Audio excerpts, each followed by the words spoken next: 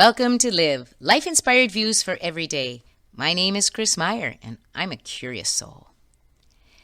The other night, I was watching a concert on YouTube featuring a youth orchestra from Poland. I started looking at those young faces, and it brought me back to the summer between my junior and senior year of high school in 1972. I had the opportunity to tour Europe and Russia with the United States Collegiate Wind Band. We traveled and performed all over. And no one had a cell phone or any other way of communicating with our parents except for the postcards we would send them. If something happened, there were telephones that could be used to call parents in the United States, but otherwise we were on our own. What struck me with this memory is that my parents had to take the risk of letting me fly over there with strangers I had never seen before and knowing they would not even know if I had landed safely. Wow! It's hard to imagine that today, isn't it? Without the ability to email or text or call from a cell phone? As I pondered this, something started making me wonder that since we didn't have instant communication then, had we been more conditioned to solve problems as they came up and to trust in ourselves to figure things out?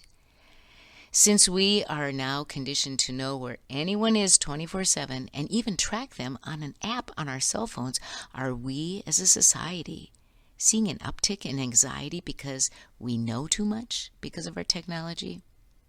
Are we so conscious of knowing every move so we could respond immediately, just in case something would happen, that it sets us on high alert all the time? In the process, have we lost trust in ourselves to figure things out and solve problems or situations that we may face?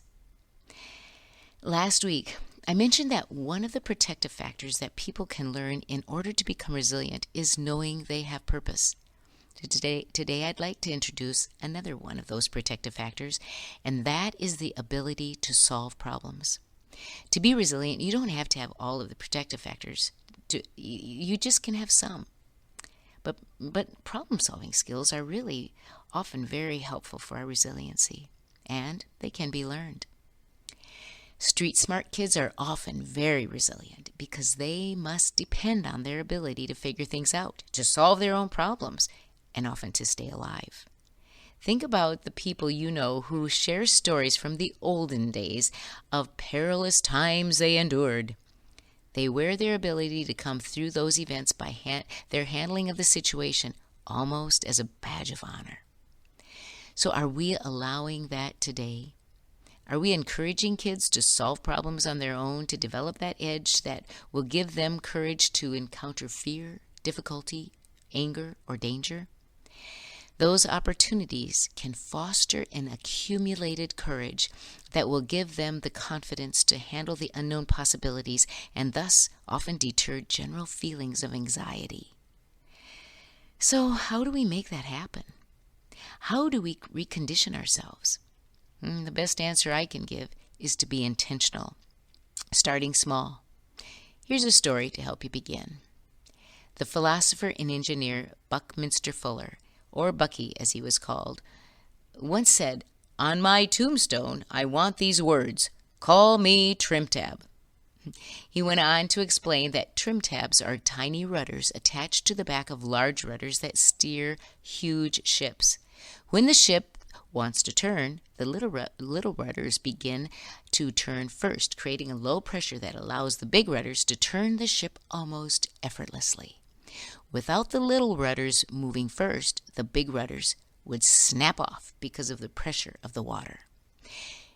Buckminster Fuller said, "Life is full of trim-tab decisions." Those little decisions prepare us to make big decisions. When I was the dean for our group of American teachers teaching in China one summer, I remember coming off the overnight train in a busy station in Beijing. When we got through the massive crowd, there was no one to meet us, no one who understood us, no number or place to call to get help and take us to our destination.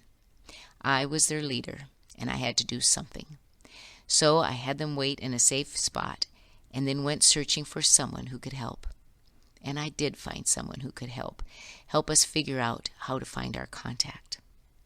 If I hadn't grown up making trim-tab decisions, I could have melted, paralyzed with anxiety and fear. That is what practicing problem solving can do. It prepares you to say yes to the challenge. This week on your bathroom mirror, write, remember Trimtab decisions. Join me next Monday for Live, life-inspired views for every day. I'm Chris Meyer, and I'm a curious soul.